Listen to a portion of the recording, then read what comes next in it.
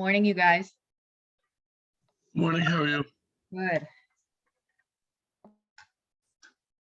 Have you been getting the alerts about the vaccine signups? I just got a flurry of them today. I know some Yeah, of I them. was just saying, I feel like they've been blowing up the email this past week about it. Yeah, I hope you guys, if you're planning on it, I hope you guys can get in. I don't know if it's just waiting list right now or Yeah, I Yeah. already got mine. Because they did it on like Tuesday or whatever. So awesome. I got mine then. Terrific. Yeah, I know it seems like you have to kind of be here for the next 4 weeks, and some people that might be cutting it close to end of semester. Have you had it? Yes, yeah, I got it. My last one was February 8th. Yeah. It makes your arms sore. Yeah, At least it with, yeah. definitely. I looked it up and there was like exercises you can do to help. So I was doing those. Oh, good, good. Yeah, hopefully it goes away in a day or so. Mine felt like the like my kids had punched me or I got a pinch, but yeah, it No. was pretty quick. It was pretty quick to go away. Just like Yeah. the kind of flu-like symptoms I got that second round. It went Yeah, away. I heard the second dose is usually you get more symptoms. Yeah, yeah. And But then it I wasn't looked up bad. something. Sorry to interrupt you. I looked up something and it was like, oh yeah, young people and women get symptoms worse. And I'm like, I'm both of those. Well, hopefully. Really? I saw that as a good sign, right? I saw it as a good sign that our bodies are reacting well. So That's true. yeah. Are the negative effects that you feel from the vaccine, does that mean that it's working? Yeah, your body's being challenged. Yeah. So you react to that. Yeah, I've heard that's why like you said, the young people usually will get more symptoms because their immune response is like stronger than Yeah. elderly. Yeah. Yeah. Yeah, my parents didn't feel much. They got the same exact vaccine as I did, and they didn't feel my mom she got like some periods of feeling cold, but I was in like shiver mode for a good 8 or 10 hours while I was trying to sleep. So, I just woke up the next morning really achy, like full body ache, because all the muscles were kind of tensed up. But other than just feeling like I needed to have Gatorade and just sit on the couch for a while, it wasn't, I was still able to come in and teach and stuff. So you guys will be fine, but hopefully you take advantage of it. It's nice that it's here on campus. I'd still definitely have, the symptoms from the vaccine than getting COVID. So Absolutely. Yes. Yeah. All right. Well, we've got one carryover article that I want to cover with you guys today on climate, and then we're going to move into disease. There's a whole bunch of really interesting diseases that tie into climate and habitat loss and overpopulation and some of the topics that we've covered already in our lessons. So it really is kind of one of the side effects that can occur as a result of all of those things. Plus there's many animals and case studies that we've covered that touch on this as well. So I'm going to share screen. Does anyone have any questions upcoming for next week when we do our presentations? I sent out the the tentative order, and so hopefully that's going to be okay for everybody. I didn't hear anybody voice any strong opinion one day versus the other. So let me know if there is a major problem. Maybe we can pay off a friend to trade with you. Anyways, so today's lecture, there's just a few more slides on climate that I want to get to, and then we're going to hear from Justin. So we had stopped shortly after we discussed what was going on in Boston with climate and the earlier emergence and timing of all of these biological events, things like green up and blooming and migration. And it was just, I just think these papers that come out of this lab are just so fascinating. I have, for those of you that have taken botany or have had any classes with Burgess, or any of you who've had class with Mark, where you guys are doing plant presses, imagine, I know Mark usually has you guys doing plant presses of trees, and some of them might be in bloom, but I think mostly you're gathering leaves. But you're having to write the label right down in that lower right-hand corner. So pretty soon we're in like the period of time when the spring ephemerals come out. So that's the point where the snow has melted. There's not total green up of the overstory canopy. So the light is striking down on the understory and they kind of release. And so there's this window of like 2 weeks where if you guys go out in the woods in the next, because I don't see any in my yard yet, but they call them gay wings. They're these beautiful kind of pinkish fuchsia orchids that you'll start seeing popping up. Trillium, those three, they're usually white, sometimes pink or red. They have 3 leaves, these beautiful kind of showy flowers. We'll start seeing painted ladies, lady slippers, which are an orchid as well, that are usually like a pink or rose color. They kind of look like a balloon, an inflated balloon as they emerge. But this is the window when we're going to start seeing those spring ephemerals. Many of them are protected. You wouldn't be able to do a plant press, but others have. And you can see here, they've got a picture of the lady slipper because they are a protected species. But other people have pressed them, and so they go in these collections. So long story short, if you've ever worked with Michael Burgess or taken his classes, he may have pulled out the plant presses from years and years past. We have a herbarium, and you can go back to these museums and these herbarium specimens, and you can look back to the early 1800s, because this is how naturalists did their research.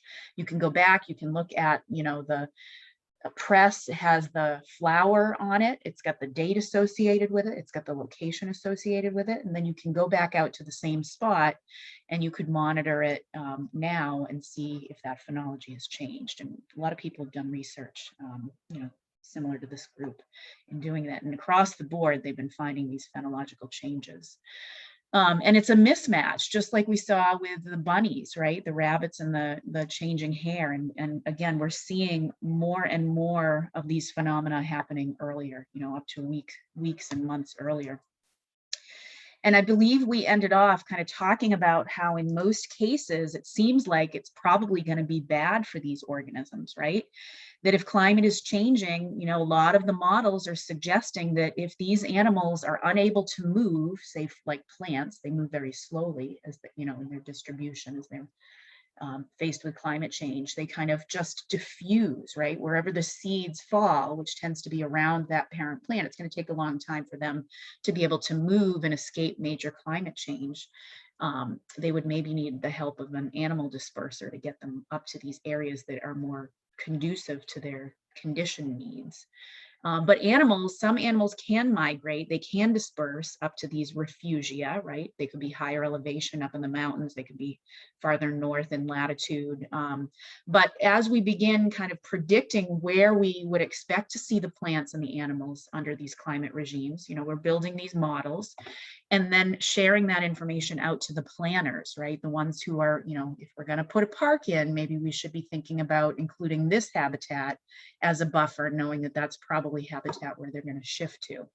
And so that's sort of what's being discussed here. There's a lot of kind of concerns that we're going to lose a ton of these organisms because they just can't disperse. They can't get up there. And what others have said is, there may be an opportunity to save some of them if we can assist with dispersal, which can be kind of controversial. You might have heard of like assisted translocation, where you would actually maybe rear seeds in one location and then go and plant them elsewhere. And, they could be considered invasive species, or relocating animals from one location to another, where they'll have a better chance, where conditions are more conducive. Again, they could be considered an invasive species. They could have implications on the community that's already living up there. But it may be the only way around us experiencing a lot of extinction. There's a lot of other discussion. The discussion is that, this isn't necessarily all gloom and doom, that animals do have the ability to adapt. We saw that with the fruit flies, right? And their ability to kind of address and deal with those strong, quick changes in temperature, like those cold snaps. They were able to adapt and make it through. But then they also aren't considering that there's going to be those animals that will benefit. And I gave the example, I think, at the very end about, this marmot here who, it's going to emerge from its den earlier. It's going to give birth earlier. It's going to be able to eat better quality food because things are now timed and green up a bit earlier. And it might actually escape predation by emerging a bit earlier than it usually does. We also talked about how climate change can influence carbon, this idea that there's going to be more carbon dioxide in the atmosphere, and that's going to be uptaken, via photosynthesis with these plants, and they're going to have that extra carbon that they could shift and convert, and use it to build tissue, use it to have, release seeds, increased reproduction, or if we see a response in having more insects timed with their emergence, they could shift some of that carbon towards making those allele chemicals, and that might reduce herbivory. So there's some changes we might see with plants as well. And I think we left off maybe on this slide where we talked about how climate change is going to kind of shift what we find with freshwater availability, marine fisheries. We mentioned and we saw in the past that there's going to be concerns for those that require both freshwater and saltwater, and those that live in the benthos. It's going to affect maybe the coastal species a little bit less. We learned about that, but we can envision there's going to maybe be some distributional changes, and it's going to affect some of the taxa of the fisheries a little bit differently. Agricultural yield, we may end up having to consider alternative crops or crops that are GMO and infused with ectomycorrhiza or rhizobia in order to deal with the changing conditions, maybe drought issues. And then disease regulation, and I'm going to bring this up in the disease lecture, but salmonella seems to kind of increase tracking with temperature increases as well. So that's something we have to consider. I took some snips out of a kind of a popular press article from The Guardian. I think this was kind of worth considering. Climate change and disease, we sort of have to think about addressing them the same way. They're these broad kind of overarching things that I think a lot of people feel like, it's probably happening. It's something we need to consider, but it's not necessarily something of urgency. And this is before COVID. It maybe isn't something of urgency to deal with. We still have maybe some time. I think that's been a lot of people's mindsets. But if we don't address climate change as well as disease threats now, it's going to be a huge, huge mess later on, the longer we wait. And we've learned that, right? We've learned that not being prepared with diseases, these emerging diseases, and not taking swift action immediately has resulted in, a very different outcome than we would have hoped. So, these articles suggest that, it's important that we have international cooperation, that government makes decisive actions, and, this is really a mortal threat. We have to really kind of consider it. We have to lower emissions, and we're seeing some of these things as well, right? Teleconferencing, shortening the global supply chains. And all of this is a result of what we had to transition to really quickly due to coronavirus. And you might have heard in the news that, many companies are like giving people the option. Do you want to continue to work at home? It's saving them maybe some money in terms of having to have a storefront or having to have an office, but it also is reducing our ecological footprint, right? We're not having to commute in as often, and we're finding ways of dealing with it. We're being innovative about things, and that may stay, right? So that disease has sort of helped in terms of reducing our ecological footprint. Here we've got, let's see, while disease is playing out more quickly than the effects of global warming, the principle's the same. If you wait until you can't see the impact, it's too late to stop it. We're watching political leaders learn lessons live on TV within days. It's a learning curve we've never seen before with anything, at least not in my lifetime. So, I mean, who knows if this like applies necessarily to the last administration that we had. There was a lot of pushback on masking and distancing and things like that. But it is true that a lot of people listened to the scientists, you know, as data were kind of churning out, and adapted and you know, took a stand, you know, really quickly. Whereas normally it would have been a lot more kind of hand holding and twisting of arms. They understand the terrifying power of compounding growth, and understanding the climate, and so on and so forth. And over here, this scientist comes in, he's a Harvard expert on the environment, and he talks about COVID and climate. And he says, you know, how certain are we that there's going to be a next time that climate change plays a role, bringing it full circle? And he says, likelihood's high this is going to happen again. It's happened throughout human history, but the data shows the pace is accelerating. We live in dense urban places, we travel much more often, and climate is reshaping the relationship we have with our world. We're concerned about the trees in New England, that they're changing and turning over rapidly as new forests are coming in and becoming more fire prone. Wildfires destroy our forests and habitat, and we come in closer contact with wildlife because the animals are losing their homes. So climate change is a destabilizing force that will help in spreading infection through a lot of different pathways. If you want to do something to prevent disease emergence, first of all, we need to consider how we do business with the biosphere. We can't pretend we can extract things, put species assortments that we've never had before in close contact, right? And hope that somehow it doesn't lead to disease emergence. And so, you know, just food for thought. We also need to consider food insecurity. Climate change is going to kind of impact our global food systems. There's been a decline in our major crops, corn and soybean yields, especially this has been noted when temperatures exceed, you know, 29 to 30 degrees. There's been a lot of research that suggests we need to address the amount of meat that we consume, meat and dairy, because that pumps out some of those greenhouse gases that we know are problematic.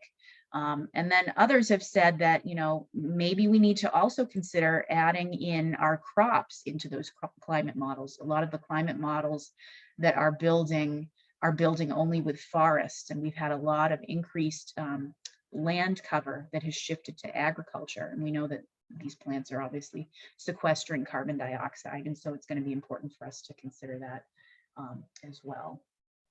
So certainly, you know, shifting to you know, a more plant-based diet is a help, but it's not going to be the complete be-all and end-all solution. There's actually going to have to be, you know, multiple things that have to occur simultaneously for this to really take hold. So things that we can do to mitigate, right? Reducing our greenhouse gas emissions, replanting our forests, they call that afforestation, so that we are pulling in more of that carbon, sequestering it. Innovating technologies that allow us to be more efficient with, you know, less land. Think hydroponics, think kind of farms and buildings, vertical farming, GMOs, perhaps even adaptation, reduce the harms we cause by climate change. Consider, as we are building those reserves, as we're kind of trying to plan for the future with housing developments and whatnot, and you know, again, building those sanctuaries for organisms, you know, let's plan ahead and let's build in those buffers so that they have a place to disperse that's conducive to their needs. And then enhance those dispersal corridors. Let's have more of those underground tunnels. Let's have more of the above ground ones, right? Let's have hedgerows and these interspersed forested patches that will, you know, even if they're linear, allow them to cross and have gene flow. And we need to think about that international cooperation, as a lot of, you know, the earlier stuff we just mentioned. We can't do it alone. If the US makes a change, it's important that the rest of the world make the change. You can see here the amount of carbon dioxide emitted by China and US is disproportionate to other countries. And this is sort of at a, you know, population base. But when we look at how much we're using per person, the US is using much more per person than any of those other countries. So this speaks to industry, but this also speaks to the consumerism that the US is experiencing. And as I mentioned, it's not going to be just like changing and adapting to a meat-based diet, right? That's going to allow us to kind of get through and reduce these increases in temperature, increases in carbon dioxide, we're going to have to do a handful of things. So there's this article here that mentioned there's 7 things that we need to do to be able to make a big dent, to really kind of stop and halt this trend. So these are all options that are on the table, right? Improve power plant efficiencies. Let's recapture those emissions as they're exiting those power plant exhausts. Let's have better, efficient vehicles. And let's have wind and solar, right? Let's plant forests, as we mentioned. Let's be thoughtful about our farming practices, right? Reduce tilling and so on. So, we expect that there's going to be, some loss due to climate change, but there are things that we can do that we know are effective. So we can protect our marshes and mangroves. We can, re-engineer and replant seagrass, bring in the sand to rebuild a lot of those barrier islands and buffer storm surge. We can protect areas that are a little bit beyond the coastline, knowing that things are going to shift a little bit. Again, restoring those dispersal corridors, and protecting a bunch of different habitats, not just one particular type.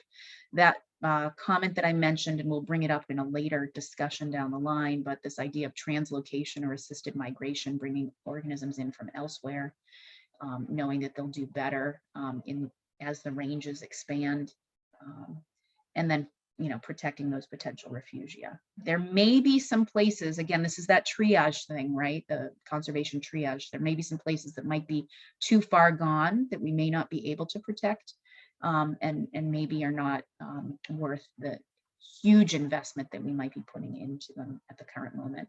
And so researchers have built models again to kind of identify where those spots would be. The dark colored areas, this is the areas where we've got intense, species loss. So we've got kind of the parts of, the Everglades down in southern Florida, the Keys, and, parts of eastern Mexico. And then we've got these lighter areas with less species loss, right? So boreal forests seem to, are retaining a lot of their species, as well as the Patagonian areas. So we kind of can think about hotspots to protect and which ones we might need to let go of a bit. There are things we need to consider though, because every time we make a change, every time we try to make an improvement, we can also be harming and not even realizing it. So one example here, creating storm barriers to prevent the storm surge, we can be disrupting, turtle nesting habitats. Expanding oil palm as biofuel, which we know, having a biofuel might be a better alternative to us. We're cutting down forests and losing habitat for wildlife and putting us in direct contact with wildlife to spread disease, right? As we mentioned before. Over here, we've got a former fisherman preparing a lake bed field for irrigation, right? Adapting to land use change, but there could be some implications from that as well. And then over here, intact forests that we might be planting additional, in areas that are a little bit more negatively impacted, right? These forests are providing us freshwater ecosystem services, but that draws in more people, right? Draws in more people, and we could have some impacts with, a bit more urbanization or creating more villages that we wouldn't necessarily have thought about. So with that, we've finished our climate, and I want to give Justin a moment. I'm going to share screen, and he's going to discuss the adaptations that organisms are making, what's changing with their life history strategies as a result of climate impacts. Should be good to go. Cool. Yeah, just gotta get it popped up real quick.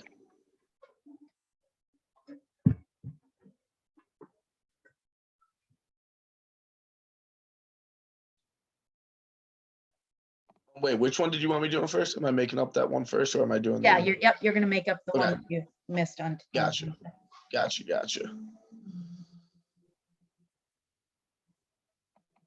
The Live Fast, Die Young. Yep. Here we go. I get- go. And- Can you guys see it? Yep, it's coming. Yep. Cool, cool. All right, how do I start the slideshow? How do I start the slideshow on this? I mean, it projects big for us this way. If you Okay. wanted to just, this is different from what I'm used to seeing, so I'll just go with it. So the title of mine is Population Extinction Risk Due to Climate Change. Summary, increasing climate change poses a big risk for biodiversity and drastic impact. Some species are more endangered due to climate change than others. For example, ectotherm species are more at risk to warming climates than endotherm species. While some species may be hurt, some species may benefit from climate change.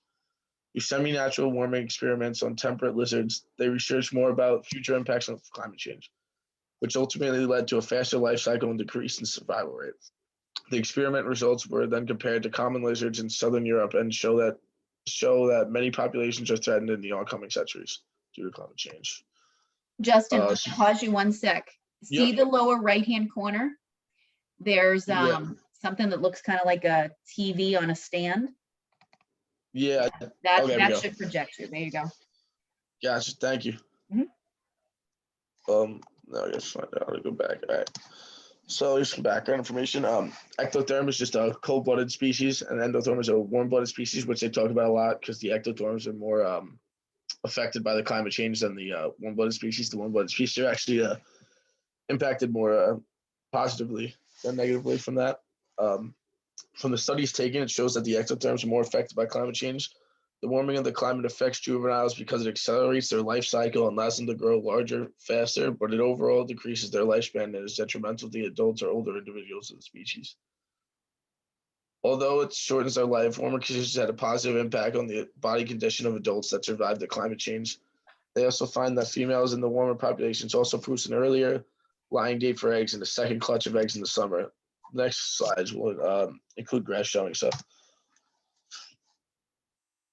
So it just shows like the difference from the present climate to the warmer climate and the body growth, juveniles gravidity probability, the yearling annual survival probability, and the summer clutch size. The results of the studies taken were then compared to temporal lizards in southern Europe, where they found that several populations were at risk from climate change in the near future, whereas populations closer to the northern margin were not threatened. They also released lizards into the Mediterranean and recaptured them after 3 to 4 months during the warmest part of the year, from July to September, to study the body size and source population. They were then trapped through the one-way corridors into an enclosure where they were then taken for observation on juvenile survival and body growth, which came out with the same results. Throughout like the article, there was not much controversy surrounding the topic that I saw. I believe that's because this experiments or studies taking place did a great job of proving their point and providing information and graphs to prove so. So it didn't leave much to argue with because, just all the information. There are also not many problems, if any, that I found with scientific methods. I thought it was pretty well put together and they had a good understanding of what they needed to study and what they were looking for. And I think they did a good job, like how they put them into they released them into like habitats and stuff and then ended up capturing them later on to study the size difference and stuff. And then just a take-home message to finish things up, I believe this article had a lot of relevant information pertaining to climate change and its effects on different types of species, which ties into what we're learning this year in conservation biology, because it shows how species are interacting with the changing environment and the impact it has on biodiversity. Overall, I feel it's a very important topic, and these studies definitely opened my eyes a little bit more to the impacts of climate change. And one of the questions I had, what are some advantages do you think the endotherms would have due to the increasing climate change? Because the ectotherms were affected negatively, but it said the endotherms were, it could have advantages to this, but it didn't really list any. So I was wondering if anybody maybe knew some that they've seen in the past or from other studies. Good job. Yeah, this was an interesting one. Suggesting that again, we should worry about those organisms right in the at the equatorial belt, and those that are a little bit farther north might be a bit more buffered from these impacts. It was interesting to see that the juveniles, things kind of sped up for them, but the adults didn't experience that as much. And remind everybody, I don't know if you have a picture of it. You didn't have a picture of it, I don't think, in your presentation. The Metatron was that like large scale mesocosm setup, right? Yeah, I don't think they included a picture in the article. Yeah, though, I'm did gonna they? see, hold Did on they? one sec. I can pull it up. Hold on, because it was kind Okay, of cool. interesting to see. If you can stop sharing I was screen, I'll just saying, share okay, mine. yeah, gotcha. Okay.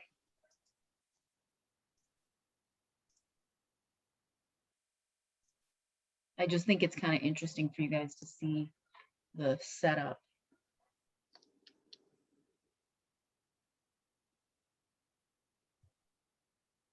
Right here, right? So, you know, they've got these areas where they've done some warming, and they've got all these crazy mesocosm setups, and they're capturing, you know, lizards that are moving through the system, and they're observing their body metrics. So, you know, they're weighing them and getting lengths and stuff. They're looking at when they give birth, you know, how often they give birth. And, you know, some of the findings that you had mentioned is that, you know, they're faster body growth, earlier reproductive onset, increased voltinism. If anybody, I don't know if you guys looked it up, but that means how often they're going to have clutches, so that they could, you know, have multiple clutches in a season. If they know they're not going to live as long, because they're shifting their life history, they could have, you know, double clutches in 1 year, because they're, you know, reducing their time to reproduction and giving birth a little bit earlier. Accelerated life cycle, faster body growth, which could yield, you know, having multiple. But there is a concern though, right? The experiment suggests and predicts that they could go extinct in around 20 years. Yeah, I think it might have been 30 years, I think, actually. Yeah. Yeah. So a shift to our selection is what we're seeing among some of these reptiles. And it wasn't consistent, you know, as we consider latitude, the trends, they don't predict the trends will be the same. But in areas where the warming is happening more quickly, we tend to see this shift to R selected away from those K selected traits as a way to adapt. Yeah, like it was saying how like in the I think the southern region was warming faster, so it had more effects, but then it didn't really affect the species in the northern region.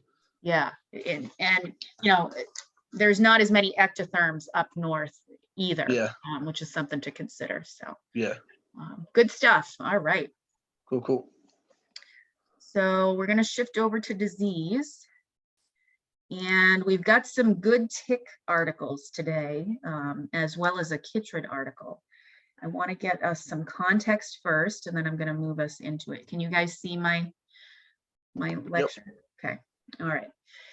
So this is a table that I think, you know, some of these diseases you might have heard of already. So the environmental changes, and again, some of this stuff we've talked about, you know, habitat, deforestation, reforestation, ocean warming, which likely, you know, ties in with, you know, ocean acidification. As the ocean warms, the disease we're worried about is red tide, right? That's caused by the increase in algae blooms and the toxins they produce. So you'll see an up, so the up arrow here is an increase in those algae blooms. You know, when we cut down our forests and we have more fragmentation, we tend to have a rise in malaria. It creates, you know, habitats that can provide, you know, breeding spots for these mosquitoes.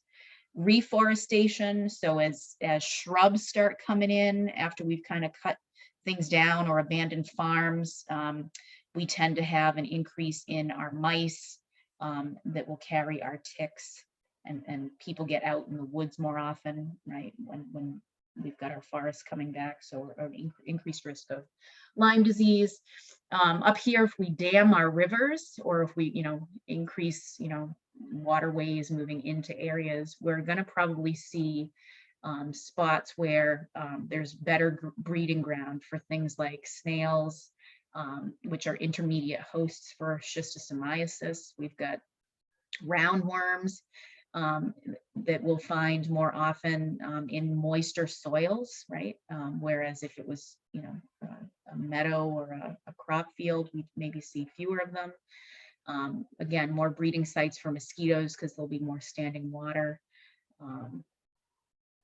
And cholera. So the more urbanization that we would have, cholera is an, historically disease that we've kind of eradicated for the most part because we are fully aware now that this is a result of sanitation, right? That when those outbreaks were occurring, people, were dumping privies and toilet material into the waterways where they were accessing their water, their drinking water. So the more sanitation and hygiene, the less likely we're going to have cholera.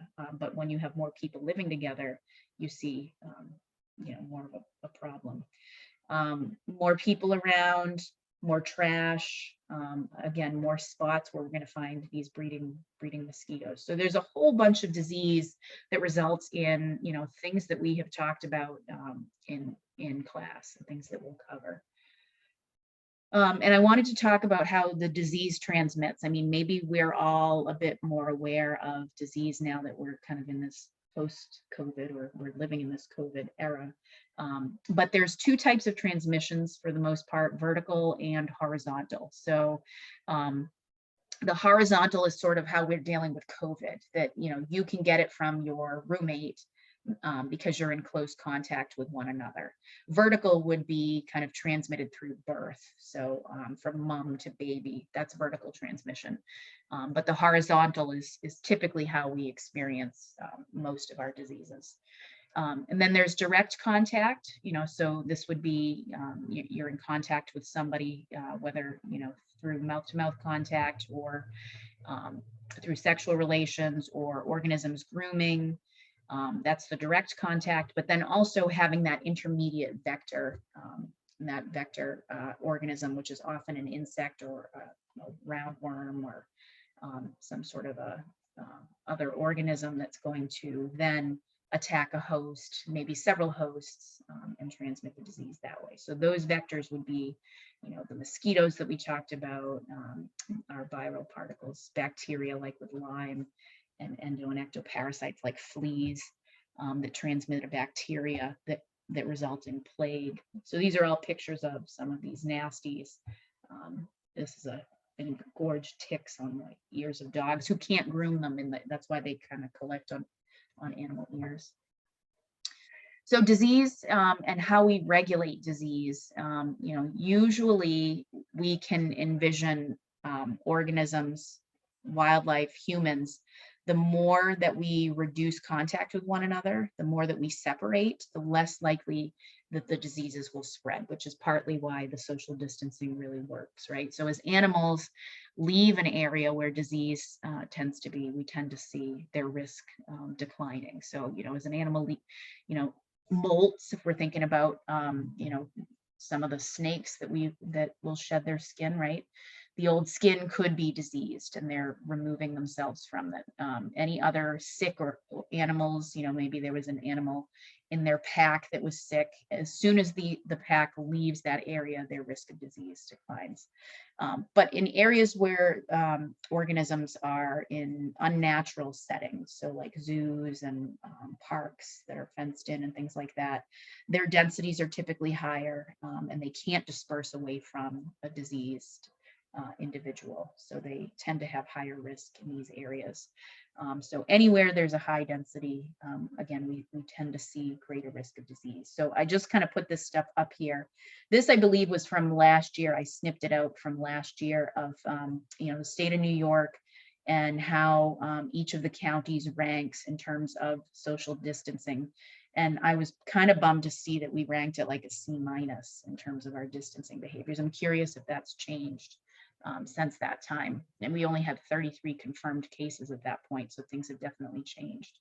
But I also found it interesting that they were able to kind of at the beginning of COVID last year, when it was timed with spring break, they were harvesting cell phone data and observing the influx of people to the beaches during spring break time down in Florida. And so they were able to then track COVID spread as a result of that. And they were doing that using our technologies, kind of big brotherish, but also, you know, it's important data to know.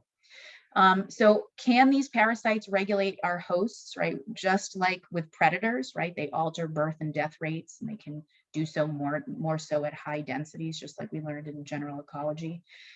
Not usually in terms of leading to the extinction of our host, right? Because that would be the end of the parasite. They tend to not be as lethal in the long term, or at least they weaken their host organism to the point where they've gotten what they needed, and then they emerge and move on to another organism. So there's a couple of types of regulation that we tend to see. One is the density dependent regulation. One is the frequency dependent regulation. So it is possible that your host could result in more extinction risk when we're talking about a disease that is spread sort of in a sexually transmitted manner, or even a vector-based manner. There is that possibility that the host could result in more extinctions. But normally what we see is density-dependent regulation. And this is kind of what we see with the animals, right? Think about the wolves and the moose, right? When the wolf population is high, it regulates the moose down to a low density. And when the moose get to such a low density, there's not enough food for the wolves, then the wolf population tends to decline, right? When the wolf population declines, it gives a reprieve, and we see the moose population bounce back again. And as a result, we kind of see these fluctuating changes, nobody driven to complete extinction. It's a function of the density levels that they're experiencing. So when we're told to social distance, or when organisms die who are infected and are removed from the population, we then have fewer exposures to the disease, and that's how it can be regulated. So I wanted to throw in some examples and how this kind of plays in, what happens after disease runs through a population. So there's a couple of things that can occur. We can see a situation where the remaining individuals who didn't die, maybe they had some sort of resistance to it, right? Antibodies, because they were exposed a little bit earlier. They will have low mortality. The population that is remaining will be more robust, healthier, and maybe pass on some resistance genes. However, there is the population that died that would have experienced, right, the greater mortality. Over time, we could experience a reduction that's so great that we end up with that sort of bottleneck effect, where the disease is sort of the disturbance that came in and removed the population. Now you're left with genetic drift effects, right? You've got a smaller population. Most of them would be forced to kind of interbreed, and you end up having inbreeding effects, negative, deleterious mutations building up. And that's what we saw with the cheetah, and what we've seen with other organisms. What I did want to mention here is, there have been times when organisms have been hit pretty hard by a disaster, but then have come back and thrived, and it hasn't taken a ton of time to do that. So if you think about Chernobyl, there's actually some cool videos that talk about how they have rallied, that several, a large portion did kind of die off, but those that remained were robust and were able to kind of adapt to the conditions that were there now. And Chernobyl is a really good example of that. The epidemiology of disease here, right? High rates of contact between hosts and their parasite is obviously going to increase disease spread. When we alter the habitat around, it puts us in closer contact, that increases disease spread. And we've even seen places that are trying to help organisms that are, under conservation threat. Like imagine the koalas, right? When the wildfires ran through Australia, and they rescued a ton of koalas and other organisms, endemic organisms, and they brought them into a zoo kind of setting, or a captive rearing type setting. We have been we would have expected to see higher rates of disease in these sorts of scenarios. One example here, which was a surprise, but we've seen it creep up a couple times in the news, is that the Bronx tiger here, well, the tiger that's in the Bronx, not that there's Bronx tigers, did actually acquire COVID. There was an asymptomatic handler, and he must have had a fairly low viral load, but he passed it on to the tiger, who did experience some COVID symptoms.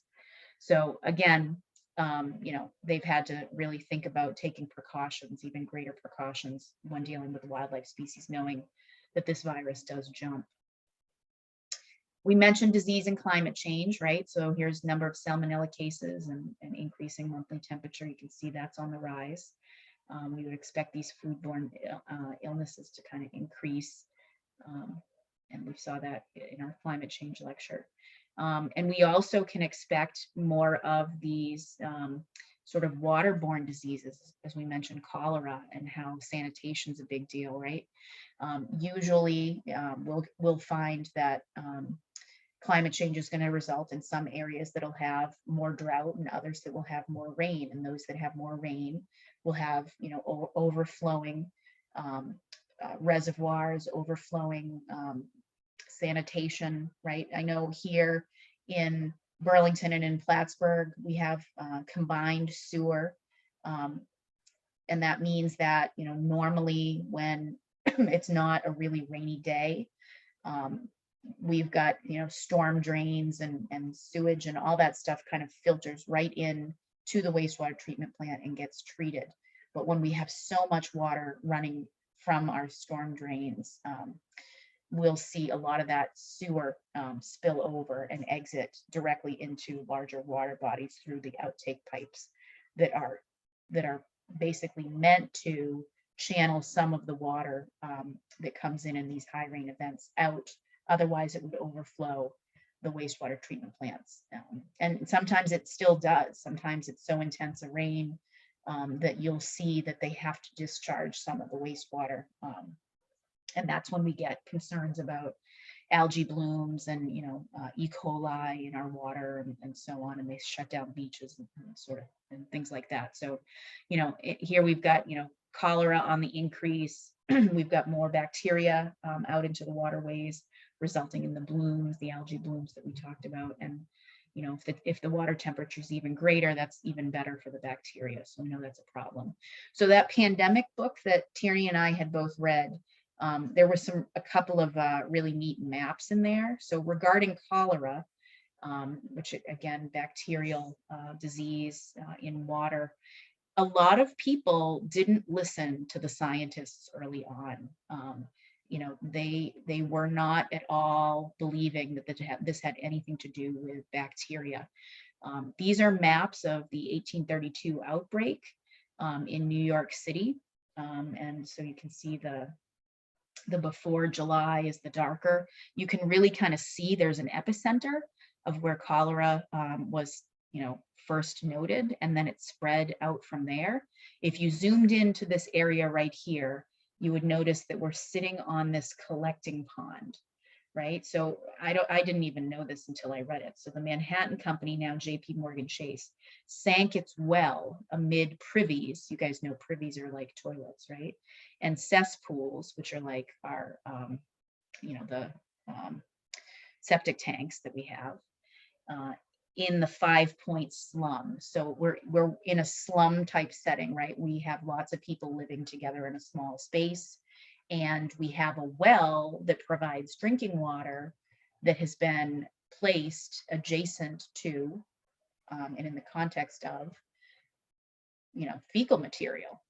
And so it also, this is sitting atop the collecting pond, which was filled in with garbage. So this is just horrible conditions that these people were living in. And you can imagine, over time that bacteria gets into the water system and gets people sick with cholera. And they didn't know how to, they didn't know how to treat it. So lots of people died.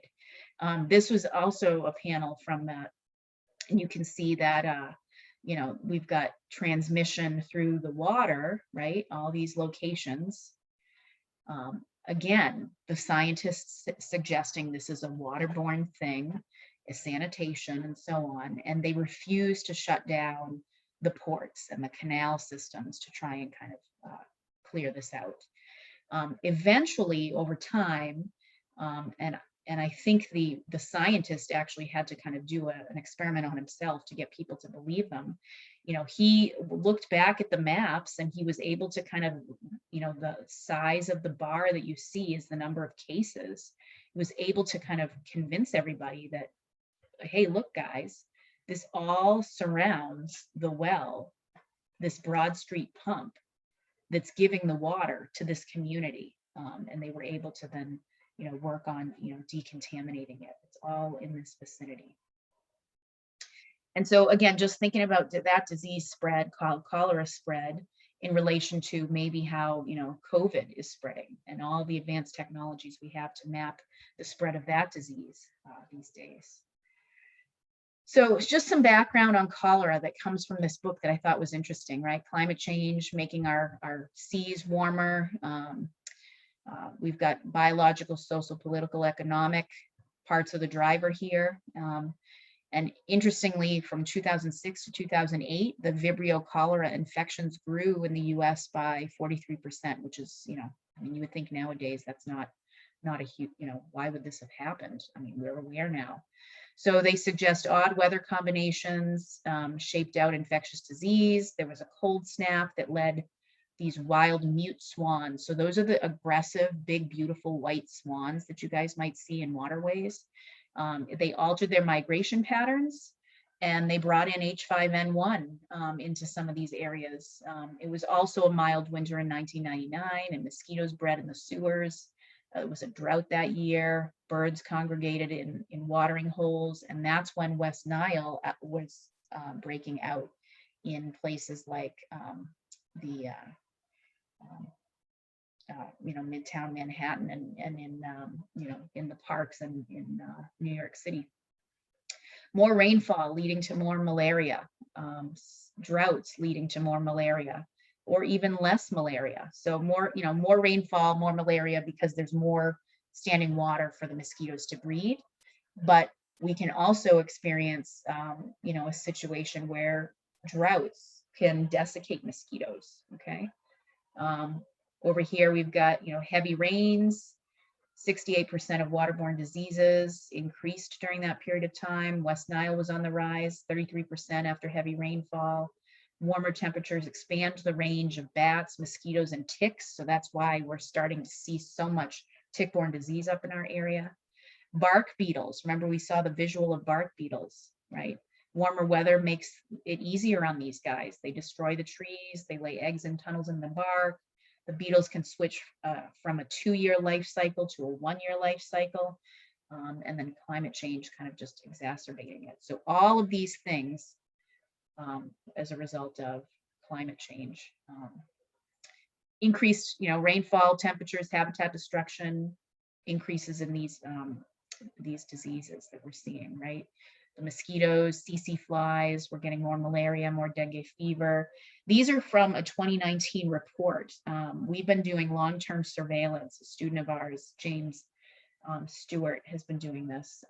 And what you'll notice is there are parts of New York where we have had things like Triple E, which is Eastern equine encephalitis, right? We've seen it reported in mosquitoes or mammals. Anybody who's had class with Tim Myhook and you've seen the malaise traps that he sets up, these are the ones that look like a tent and they funnel in our organisms looking specifically for some of these mosquitoes.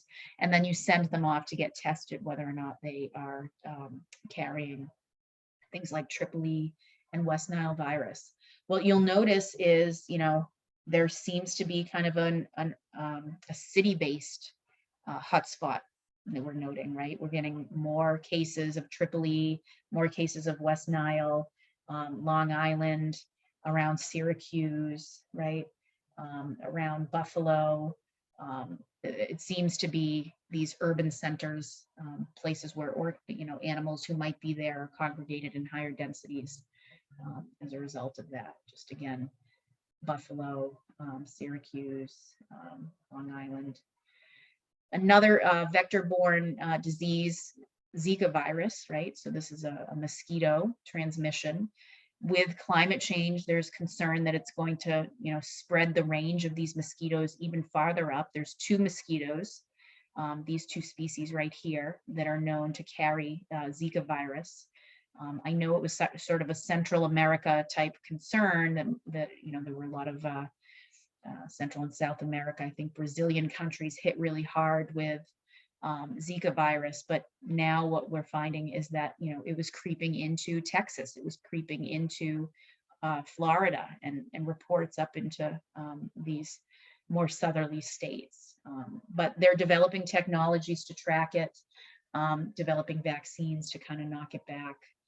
But a huge concern, right? This is sort of where we experienced and first heard about it.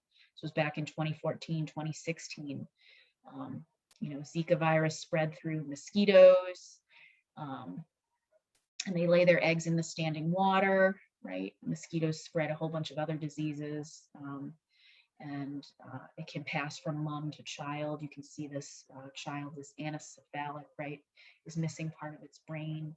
They cry all the time, and the moms can pass it on to their fetus.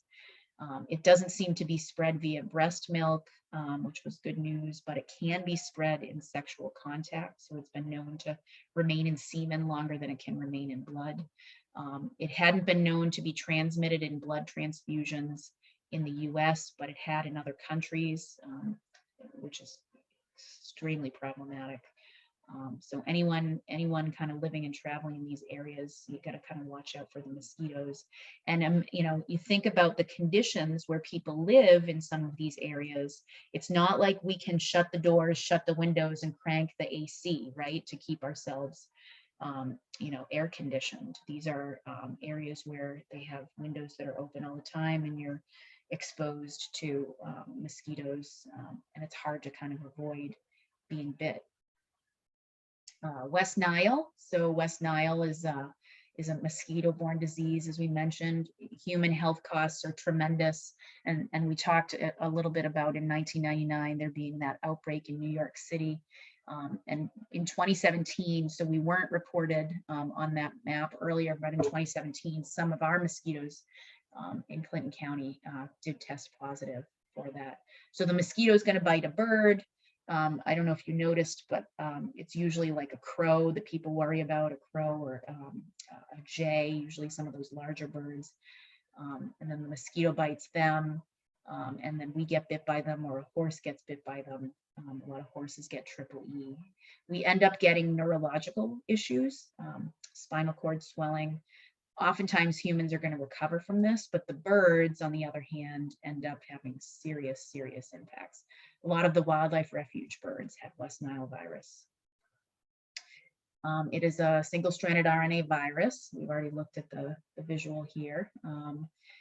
We tend to be asymptomatic, but again, the symptoms are, joint pain, vomiting, a lot of neurological pain.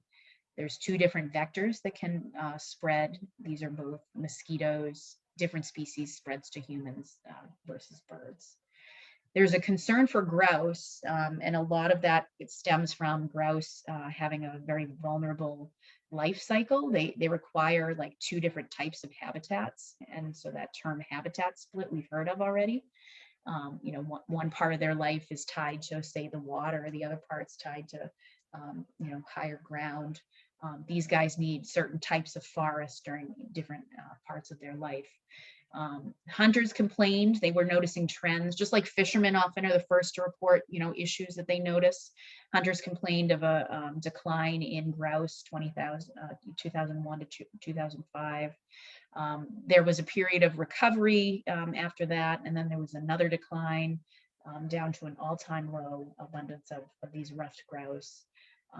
They did notice a rebound, right? 25% increase in the population of the grouse. They were having better reproduction, about 3.6 chicks per hen. But the chicks just weren't surviving very well. So conditions just were still not quite right. Part of why this is a problem, again, that habitat split. They need mature forest for the wintertime. They need early successional forest, the stands that are really tight and regenerating kind of poles here. They need that for mating. They'll stand on some of those trees and logs and they'll drum for courting and for breeding. We've had a lot of loss of that type of habitat, right? We've got a lot of forests that are coming back in certain areas. So the grouse are having to move into these spots, but their populations are so low that the genetic drift concerns are really an issue for the grouse. We've also been testing the West Nile, the grouse for West Nile virus, right? And it seems like not a lot of them have developed any antibodies for it. So that could be a huge concern. Why should we care about these grouse? There's a lot of reason for it, right? These guys are largely eating, insects, ladybugs, ticks, things like that. And they are food for the higher trophic level. So the raptors are after them as well. We're also worried about climate change, right? Climate change, increased rains, we're going to flood out their nests. Chicks not surviving as well in the higher temperatures. And again, as they're being forced to move northerly in distribution, they're losing some of their habitat. So people are talking about shortening ways that we can deal with it. Maybe we can shorten their hunting season to kind of help them out in a way. Okay, I think I'm going to stop there. I want to have some of our presenters speak. So if we could have, is it Mina? Are you presenting on the Lone Star tick? No, I'm the Chytrid project. Oh, okay. Let's have it's Derek, right? No, hold on a second. It's Naomi. Naomi, are you there? Well, can you hear me? A little bit. You might need to talk a little louder. Okay. Hang on one second. Okay.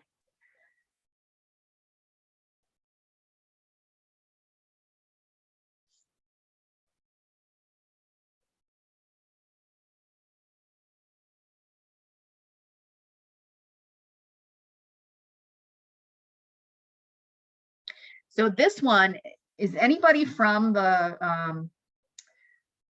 Long Island area? Jersey area? Yeah, this is a place that you need to start worrying about, this particular item, the Lone Star ticks. Can you hear me better now? Yeah, much better. Okay. All right. So let me find it.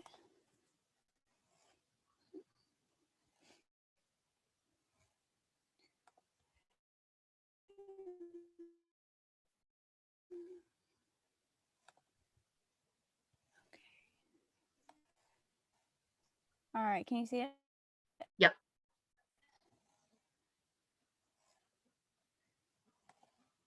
Why is it telling me to? There it goes. Keep an eye out for this one. Do you guys see where that map is? We're right I did. there This in that. article. Yeah. Yeah. So they've been, well, not slowly, but kind of quickly spreading up.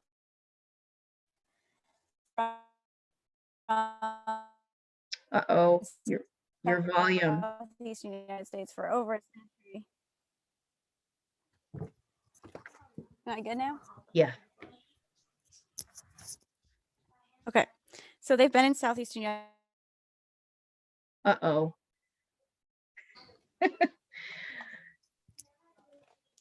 We've lost your volume, Naomi. How about now?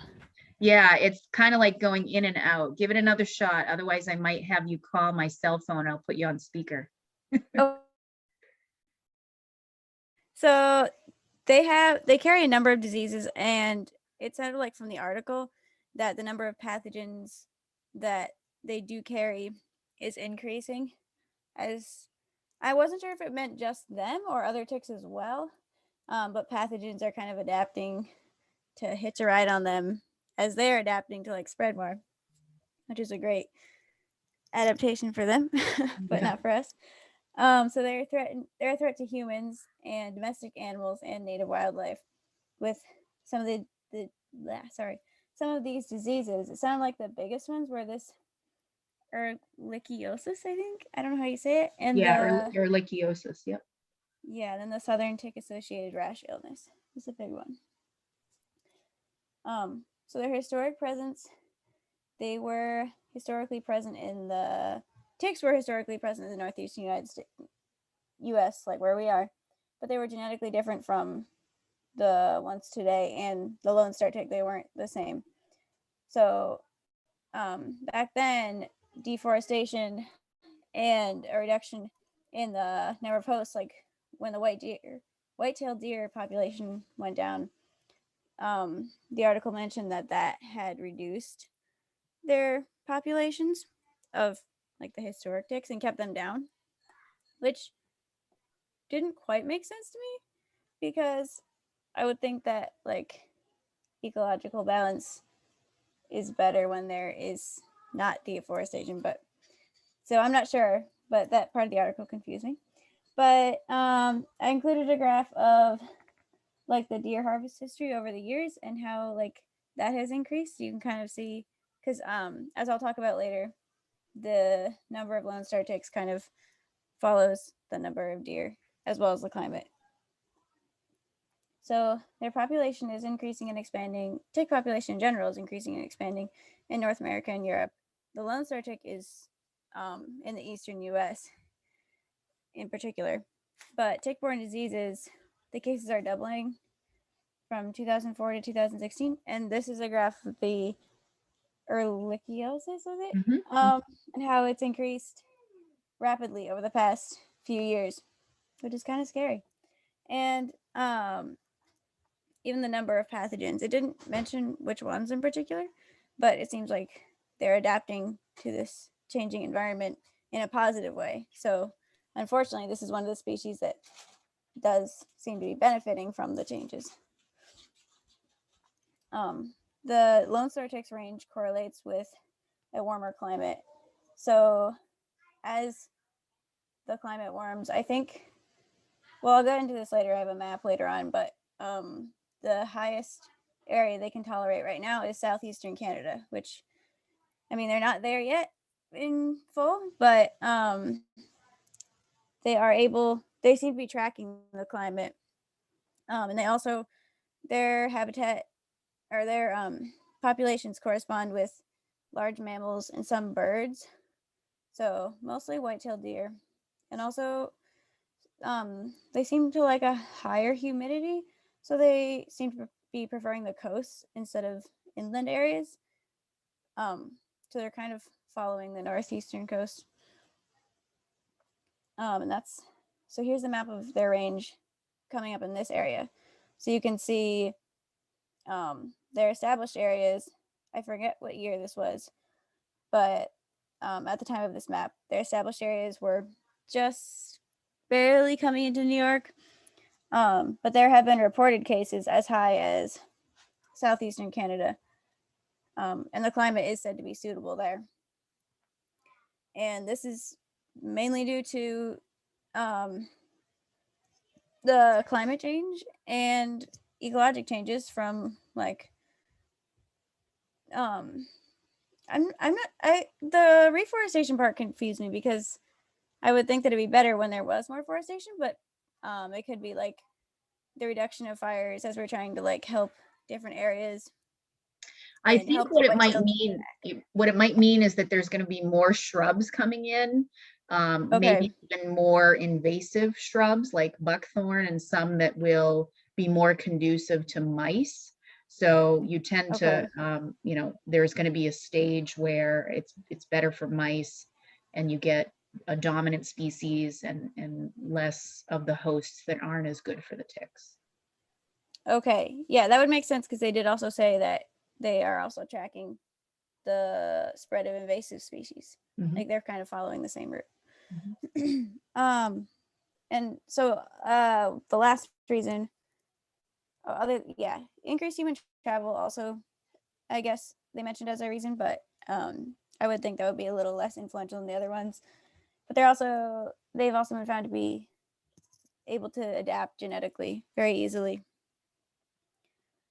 Their primary hosts are white-tailed deer, wild turkey, and eastern coyote they mentioned in particular, which makes it a little challenging because these are the native population, so you can't just like control these populations. So that makes it a little challenging. I guess I don't know. They talked a lot about the white-tailed deer as their populations have been increasing, like maybe a little too much. And I wasn't exactly clear why, but potentially like there used to be wolves in this area, which is no longer the case, and also recent hunting regulations to be able, or not recent, but in the past to help their population rebound. The population has been able to rebound like quite a bit. Mhm. So that's one of their main hosts. So the management challenges for them, like I mentioned before, native populations can't merely be reduced. So for the black-legged tick or the deer tick, I know they've done a lot of rodent control because that's one of their main hosts. But the Lone Star tick, it seems to prefer larger mammals, so you can't just wipe them out, or you can't just like, oh, okay, well, let's get rid of them. You can't do that because it's a native population, so that makes it a little more challenging. And they also are able to travel long distances by hitching a ride on the deer. So I included this, I guess you'd call it a graph of how far a deer will range depending on its how old it is, which That's was a little pretty visual. surprising. Yeah, it was very surprising that they go that far. But like, think about that. I don't know how long a tick normally stays attached to an animal, but as they're ranging, they could go many, many acres from where they were. So Yeah. that's one of the main things that's causing them to spread so quickly. And also, a female will lay like several thousand eggs. So that's also one of the reasons there's just so many of them. You can't just, they're very hard to control. So the main idea from this article for management was to administer this pesticide called acaricides to deer by means of this 4-poster feeding station.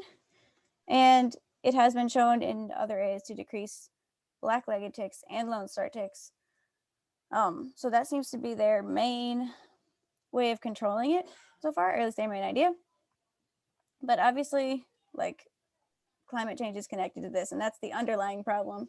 So, I mean, that's a lot harder to control, but that's the main issue underlying it. And also, managing white-tailed deer populations, either through hunting, and I know this is a whole different can of worms, but wolf reintroduction, Mhm. like something to manage the white-tailed deer populations. And so the connection to class, definitely connections to what we were talking about today with diseases. And last class when we were talking about climate change, so the increasing temperature changes in the Northeast is the main thing that's expanding their range. Because I mean, they're not very cold tolerant, but like as it warms in the Northeast, they're able to spread. So like historically they were not able to spread because of the colder climate, but the milder winters now are allowing them into this area. And this was an article that was interesting in talking about other species of ticks and kind of a bigger picture. So that was interesting. And then the questions I had for us to think about were, how are we going to predict how they're going to compete with current tick populations? Because I mean, obviously, we all know we have a lot of the deer tick around here.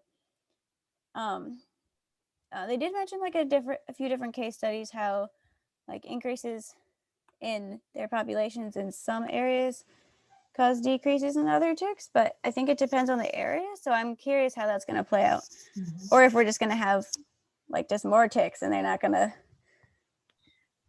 decrease the deer tick. It'd be nice to not have as much worry about Lyme unless this Lone Star tick spreads worse disease to us. Right. It sounded like the diseases are less severe than Lyme from what I could see at a cursory glance. So that's one thing that I did think about as well. Like if this tick comes in and pushes the deer tick out, that could be a good thing. But they did mention in New Jersey, the increase in the Lone Star tick population didn't cause a change in the population of black-legged ticks. So that's not very encouraging. No. And then the other question I had for us to think about is, do you think climate change or host populations are more influential in the spread of Lone Star ticks? Because they talked about how they followed the white-tailed deer a lot, but I don't know. I guess it was kind of both. Yeah, it's tough to tease that apart because the climate change is going to influence the abundance of those other hosts. Right. Yeah, that's true. Yep. Anyways, Very good. that was the end of it. Good stuff. One other thing I wanted to make mention, and I know we have to, I have to let you guys go in a sec. Did you, Naomi, as you were reading, learn anything about these organisms that freaked you out? Like, I mean, ticks freak me out in general and should freak all you guys out a little bit too, but like they target the host, like the host's temperature, they sense the host and they like run to you. I didn't see I'll that. try and find it. I'll try and find That the does sound article. terrifying. No, it was like, oh my God, they're gonna attack us. But unlike, I think, the questing behavior that we know that the black-legged tick does, where they climb up to the top of a piece of grass or a shrub, and then they all gather together and kind of wave their appendages and then attach, often in a big clump, to the host. I feel like this one senses the carbon dioxide in your body and runs towards you. Like So that would make sense because they favor larger animals, so it'd be easier for them to detect. That's why. Yeah, and there was, I think it was an article regarding Staten Island where it's like so prevalent in Staten Island. So I'll try and find that and send it to you guys because it was like fascinating. And this also might be the tick that causes the disease that makes you allergic to the red meat. Yes, it is. Yeah, which is totally crazy as a side effect of it.